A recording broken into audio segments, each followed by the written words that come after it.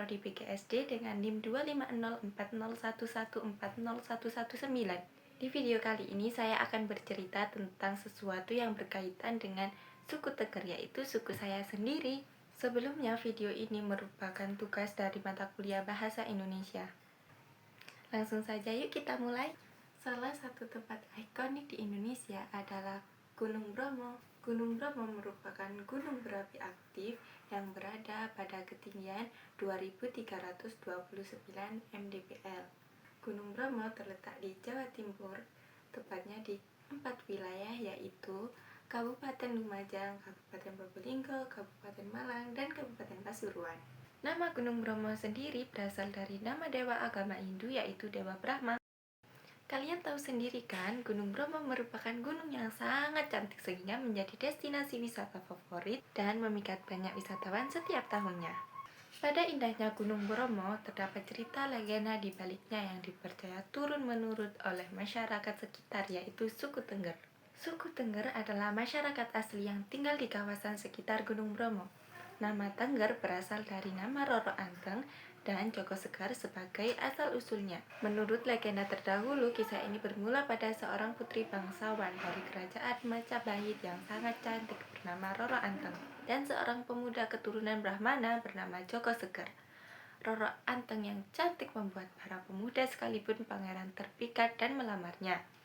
Tetapi lamaran tersebut ditolak karena ia sudah terpikat oleh Joko Sekar. Kebiasaannya menolak terhenti saat ada seorang yang sakti, kuat, dan terkenal jahat bernama Kiai Bimo melamarnya. Roro Anteng tidak berani menolak sehingga dia mengajukan persyaratan sebagai upaya menolak, yaitu meminta Kiai Bimo untuk membuatkan danau di tengah-tengah Gunung Bromo dalam waktu hanya semalam. Kiai Bimo pun menyanggupi persyaratan tersebut. Ketika matahari terbenam, Kiai Bima pun memulai pengerjaannya. Ia hanya menggunakan tempurung kelapa. Pengerjaannya hampir selesai. Roro Anteng mulai gelisah dan memikirkan cara supaya menggagalkan pengerjaannya itu. Ia pun menumbuk padi pada tengah malam. Suara tumbukan tersebut membangunkan ayam-ayam sehingga suara kokokan ayam pun mulai bersahutan seolah-olah fajar akan tiba. Kiai Bimo pun merenungi nasibnya karena sudah dianggap gagal dalam memenuhi persyaratan tersebut. Rasa kesal, emosi, marah, campur aduk membuat Kiai Bimo melemparkan tempurung kelapa tersebut. Tempurung kelapa itu terlempar dan terlengkup di samping Gunung Bromo dan berubah menjadi sebuah gunung, yaitu Gunung Batok. Roro Anteng dan Joko Sekar pun akhirnya menikah menjadi pasangan yang bahagia. Namun, mereka tidak segera dikaruniai anak. Mereka berdoa kepada Sang Hyang Widi agar diberi keturunan. Doa mereka pun akhirnya terwujud dengan syarat mereka berjanji jika anak terakhirnya akan dikorbankan ke kawah Gunung Bromo. Joko Sekar pun menyanggupinya.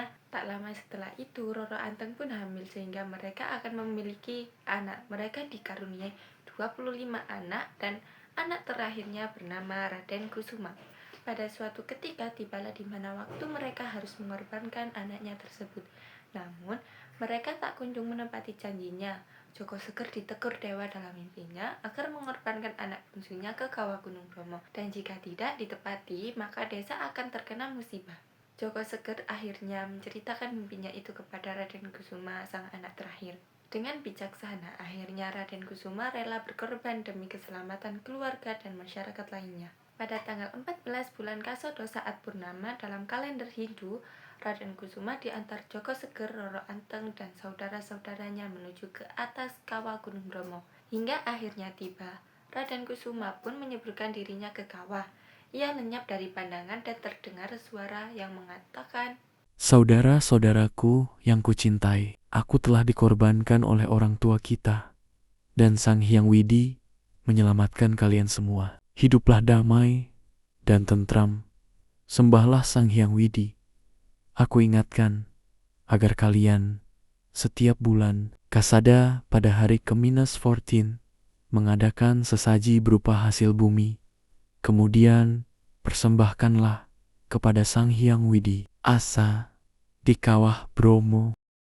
Sejak saat itu, kebiasaan tersebut diikuti masyarakat suku Tengger secara turun-menurun. Mereka juga mengadakan upacara inti, yaitu upacara Kasodo. Masyarakat suku tersebut berkumpul di Pura Luhur Poten yang berada di lautan Pasir Bromo. dan mereka datang membawa hasil bumi seperti sayur-sayuran, buah-buahan, hasil ternak, bahkan uang dan benda berharga lainnya. Mereka memulai dengan berdoa yang dipimpin oleh pemangku adat atau pendeta agama Hindu. Setelah itu mereka naik ke bibir kawah Gunung Bromo dan sesampainya di sana, sesaji yang disiapkan pun dilemparkan ke dalam kawah.